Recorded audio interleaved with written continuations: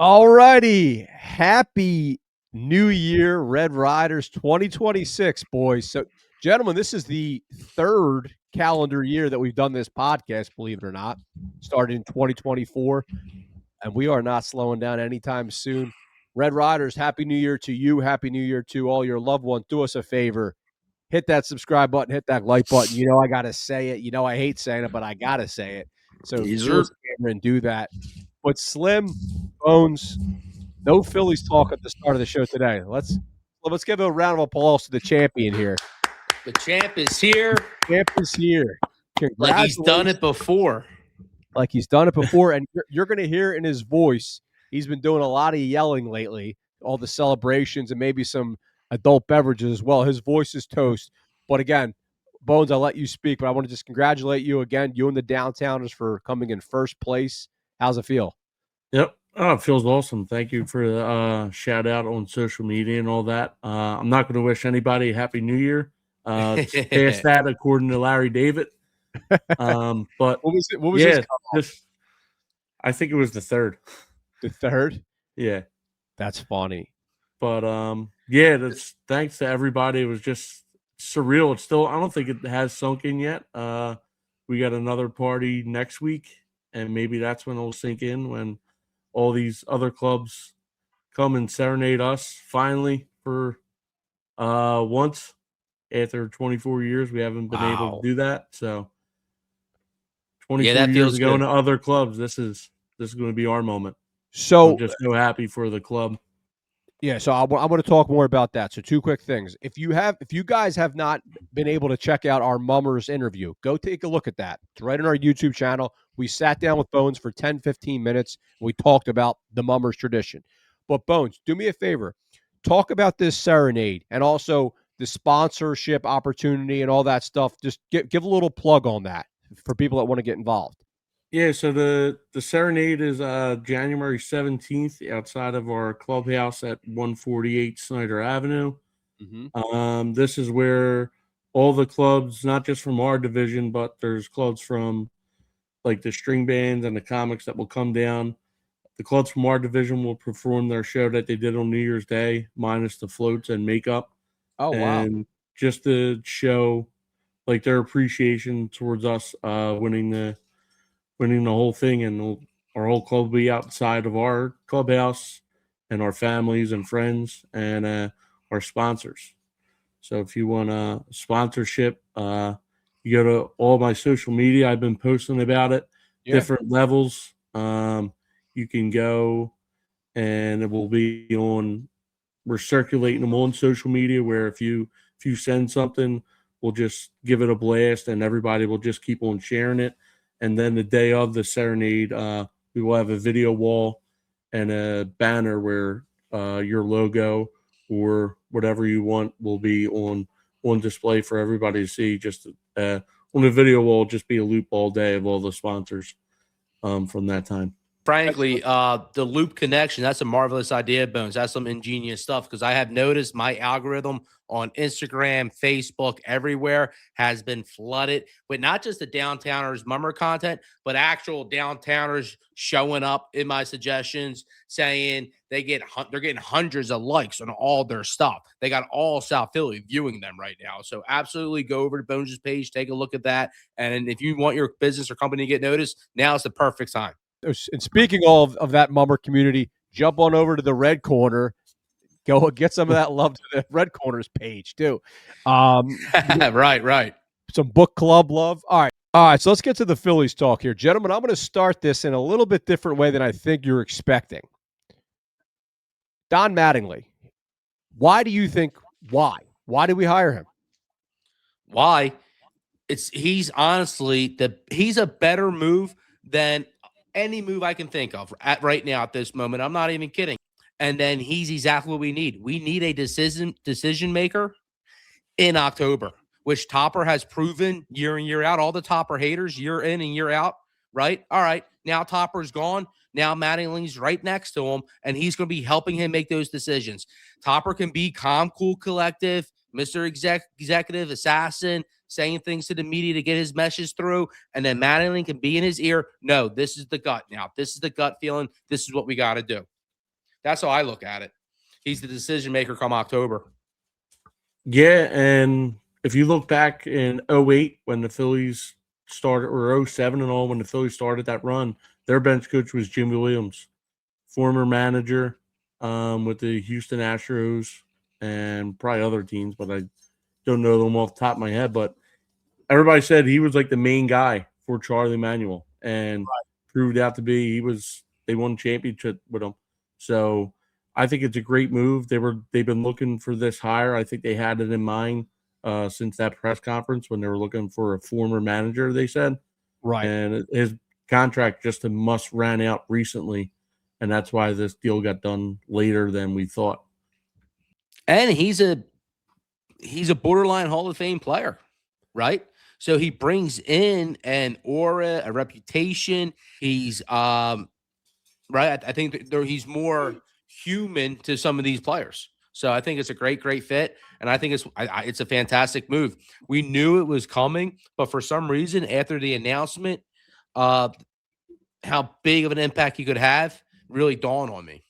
Yeah, so that was more what I was getting at, the big picture aspect. So like what hole were they looking to fill with this? We knew since basically the end of the year that they're going to make a move here, but a guy like Don Mattingly, who we've been rumored to be tied with for months now, is it the major league playing cachet that he has? Is it respect in the clubhouse? Like when I see something like this, I always get fascinated with, like, obviously you have the father-son connection with Preston, but like what is the big why? And I think it's probably what you got, a combination of what you guys just said. It's that respect in the clubhouse that he's going to command.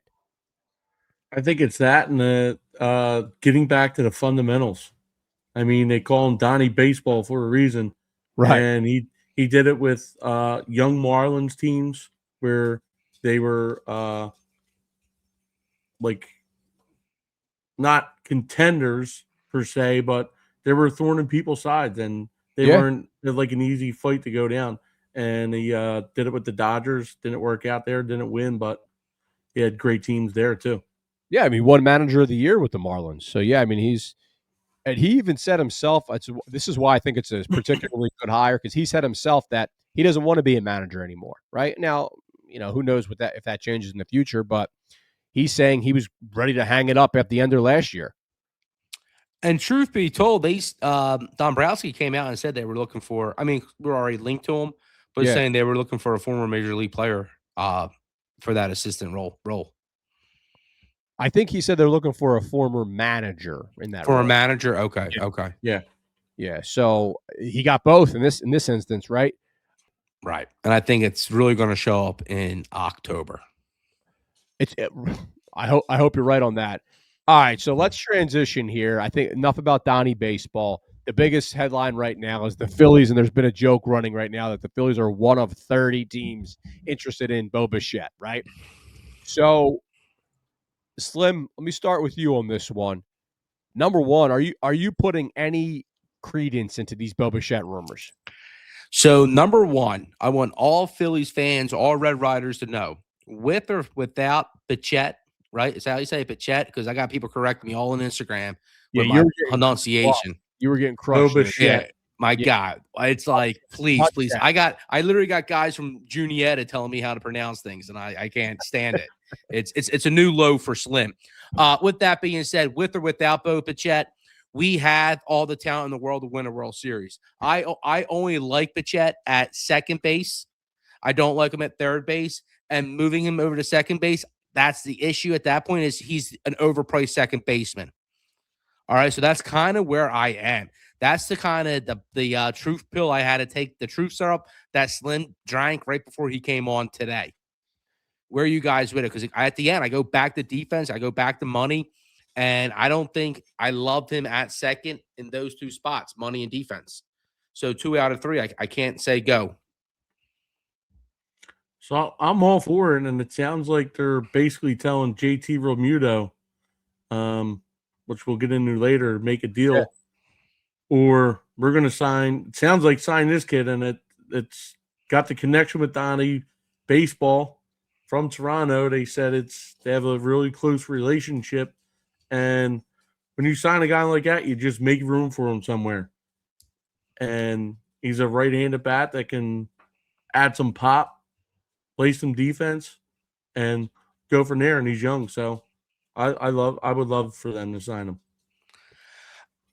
I think he could be fantastic, but at the end of the day, if I'm really looking at, we're going to get worse in a couple facets, and then people get worried about giving the years to Realmuto. People don't want to give Realmuto 3 years. They're so worried about the catcher fall off. But now you're talking with Bichette, it might be 5-7 years. And then you can't have the option of moving him to DH like you saw the Blue Jays do, because our DH, right, is held up. We don't have the option for first base because what's his name is there. Now, later, next year, we can let Bohm walk, and then we can move him over to third. But again, I think once you move him to third, his offensive numbers aren't as big as impactful. I do love him, the idea of Turner, Harper. If we get Bichette, where do you guys battle? That's my question. Where do I bat Bichette? So I would keep Turner at 1. Right there. What? Right at 3. Right at 3. So who's it 2? Harper. See, I can't do that. I can't have Schwarber batting 4th. I got to get Schwarber up in the first inning. And then I kind of feel like I kind of need Bichette behind Harper. Got to split the lefties up. Yeah, I mean, where I hear you. I hear what you're saying, and it really does feel like the Phillies are heavily considering putting Schwarber at cleanup again to give Harper some more protection. I tend to agree with you, Slim. I love the idea of having a potential Schwarber in the first inning, right? But let's take a step back here. So, right, the biggest thing is what if we actually land him? The next level of the conversation goes to who's the next man to get moved, right? Is it Stott? Is it Bohm? I put on Twitter, do we move Bohm the first? So that I want to have that layer of the conversation, because bringing in Bichette is something where he can plug him in a lot of places, like you guys just made the point on. But who do you think there would be a next move with the existing Phillies roster, Bones? Yeah, and I think it would be probably move Bohm and put Stott at third. Okay, so you want Bichette at second? All right. Yeah. Okay. I think that's option 1. I don't love Stott at second. We do have the option of seeing what potential Bohm return What do you mean looks. you don't like Stott at second? Or I don't like Stott at third. My apologies. Gotcha. I don't like Stott at third because I barely like him at second offensively, right? Let's see what the Bohm return could potentially look like, and then I might be a little bit more interested in option 1. But at this point, you have to take the defensive hit. You got to start Bichette at second. You got to keep Bohm. You got to keep him on the 1-year deal, right? That's what he's on right now. And unless you get a nice return, I don't see you trading Bohm. So you're trading Stott with that scenario, because you're not. Why not have the depth with both of them? Why can't you keep? Because you have control with Stott and Sosa. I mean, I think you'd want to trade to get something back instead of having him sitting around collecting dust, just from an asset standpoint. You don't think? I'm unsure of the return for him, and I think Bohm's a better player, and I think Bohm can be a piece on a championship team. So kind of like the conversation we had last year with Ranger, like every year we're going to have with play. Hopefully we stay being contenders, but every year we're going to have guys on 1-year contracts, and let's see what Bohm does. Because he's really been fine. He's had the best approach in the playoffs.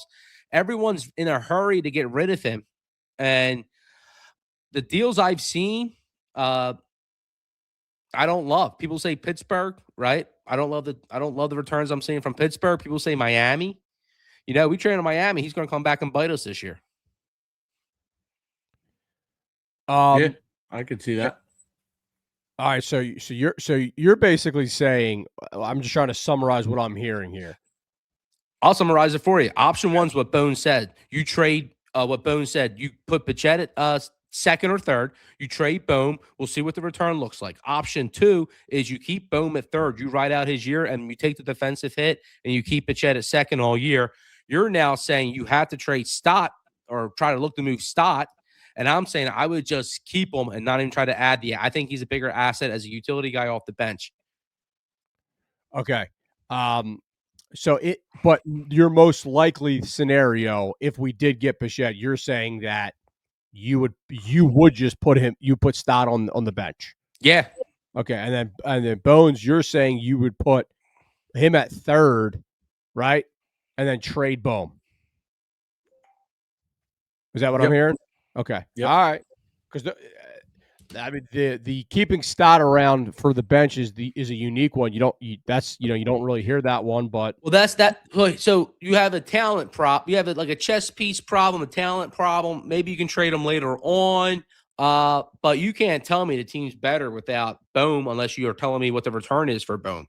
Because you're now getting rid of Bohm, and you're not going to have JT Realmuto potentially if you sign Bichette, right? Well, that was going to be the next layer of the conversation for sure. Yeah, I mean, 100%. So staying on that, right? So in Bohm, has there ever been a guy? I actually feel bad for the guy, right? At this point, like, has there ever been a Phillies player where we've wanted to trade as much as this guy? Bold prediction. Okay. Bohm's going to get a contract from us at the end of this year, and he's going to apply a Phillies tax for all of us being assholes the last 4 years. It's going to be the first ever one. He's going to have his hopefully at the soon to be wife, Aaron Dolan, going to announce it. Aaron Bohm is going to announce that her husband was the first player ever to initiate a Phillies tax. There you go. Yeah, I mean, the guy is just like every year at this point, the last 2-3 years, traded. But anything else on the Bichette thing? I mean, let's do the quick percentage game. What percentage do you think we land him? 14%. Okay. Pete Rose percent. I like it. Slim. 27%. 27. All right. Who's the Aaron Nola percent? All right, there we go. All right, boys. Anything else on that before we transition to the guy you just talked about, Realmuto? Because who's been playing some hardball, it sounds like. So Realmuto deal's still not done, right? Historically, we've seen it with contract negotiations with him. He'll sit around. He'll play the game.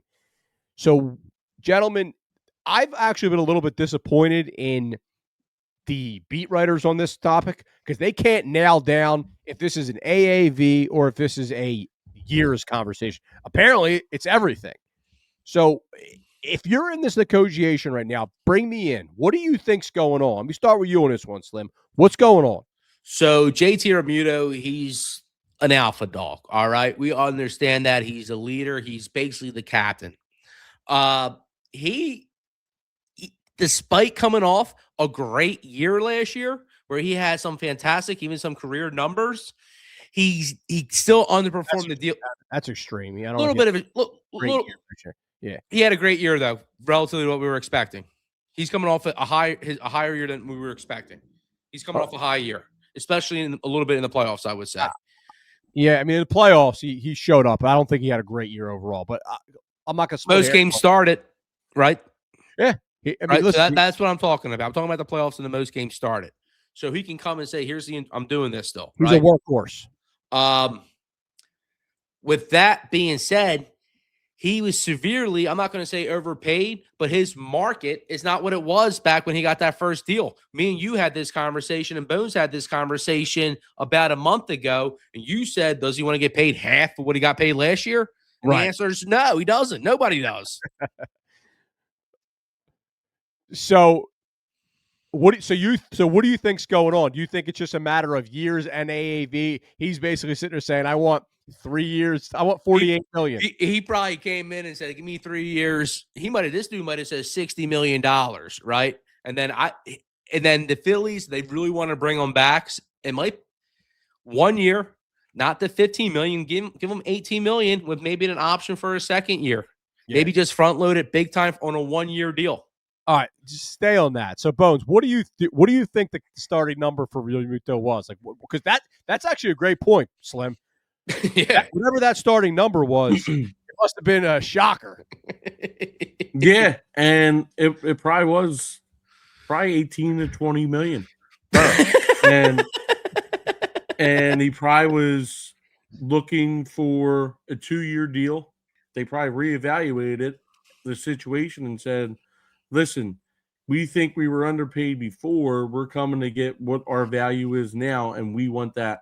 Talked about like the Phillies giving Schwarber the extra deal, one or the other, and the Phillies probably don't want to balk at giving Realmuto the third year of instead of a 2-year deal because he's a catcher, and like Chris said, he's a workhorse. So at some point, that horse is going to get beat to death, and the Phillies don't want to happen on the third year of a $60 million contract. Right. So in comparison, you're saying to Schwarber, we probably gave him the offer, like, all right, extra year. So what ends up happening with Schwarber is we gave him the extra year. So at the end of the day, he could have more money, right? That was basically it because he wouldn't get it short term. You're saying with Realmuto, we're not even offering that point, right? We're saying, here's the deal, take it or leave it. There's almost nothing. There's no options for you here, bud. Yeah, because they either wanted to give it to Schwarber or Realmuto, and they gave it to Schwarber. He was the first one to jump. Right, and you're saying straightly because of the age curve for their positions, catcher and DH. We can't have two guys clogging holes. And we kind of talked about that before because then you can't move Realmuto to DH, and he doesn't even produce really as a DH. No, and we've talked about this a lot. It's a horrible position, right, that the Phillies are in right now. It really is because there's not going to be as extreme of a case of paying a player for what they were in the past as this right now, right? We've talked about this. It's a respect thing.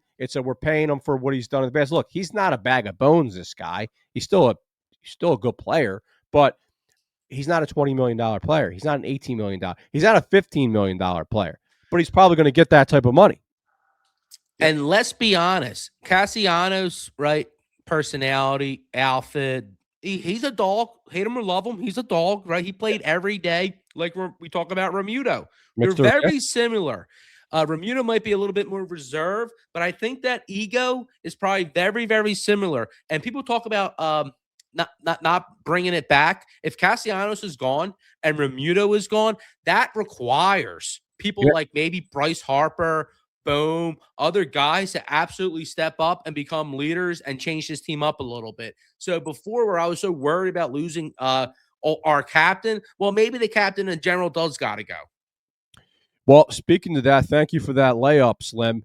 The Matt Gelb did a piece earlier, and he mentioned a couple names that the Phillies have been tied to. Ryan Jeffers of the Twins, who's a catcher over there, right-handed hitting catcher, and then the evergreen Victor Caratini rumors there, free agent. That would be a signing. So those are the two names, the Caratini and then the Jeffers that are getting thrown out there. Don't the catchers, remember back in the day you would play Mario Party with your friends and the little short would be you got to jump up and you would hit the random box above your head and you would get a random thing. Yeah. I feel like that's catchers. Like we're all just standing, we're all Mario waiting to hit the box and whatever production we get is what you get. I like that analogy. I'm following you. Bones, out of you didn't play Mario Party, Bones? Yeah, I like Mario Party. I wasn't an N64 guy. I was a regular PlayStation guy. Gotcha. Out of Caratini and Jeffers, would you lean one way? Obviously, Jeffers is a trade, so. Yeah. I would go with Jeffers. Agreed. And the Phillies have that connection the last couple of years with the Twins via trade, so maybe they have something in place just in case. Well, if we go to they're obviously probably keeping our eye on them, maybe from last year. Right. Well, the real big fish in Minnesota is the center fielder that a lot of us want. So if we're going to be calling them back up, we might have to try to sneak in that conversation again. All right. Anything else on that, boys? Anything else? Any for the order? Nope. Do we get those podcast resolutions in? The podcast resolutions, things that I'm not going to do on the podcast for 2026. Is that to make it a nice, clear question? I think that's a good way of saying it. I am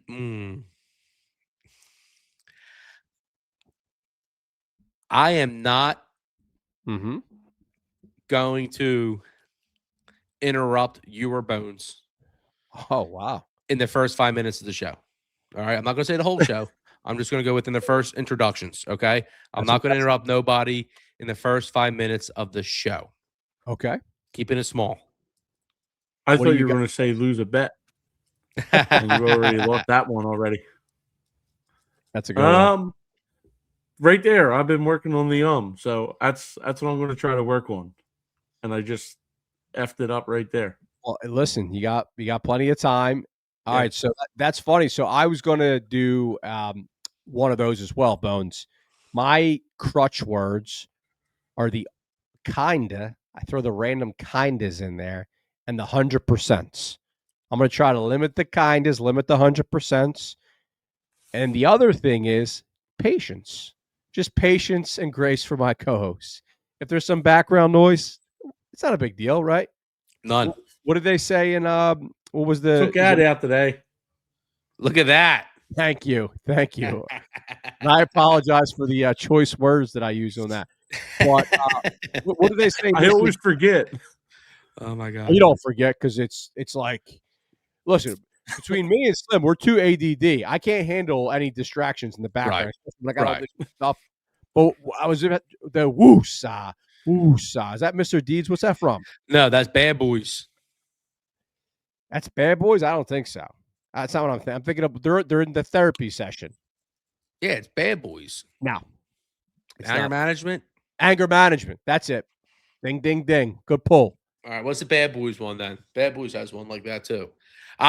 Mine goes back to A Beautiful Mind with Russell Crowe. When he's teaching, he walks into the classroom. There's construction work going on, and it's a hot summer day. First day of class, he shuts the window. Everybody's sweating real bad, and everyone's complaining, right? The girls are complaining. A guy student stands up trying to be the big dog, goes over, opens the window, and Russell Crowe snaps. He slams the window and says, "Nothing's more important than me having to hear myself think." So yeah, every once in a while I just get caught off and I'm like, all right, nothing's even important anymore to me.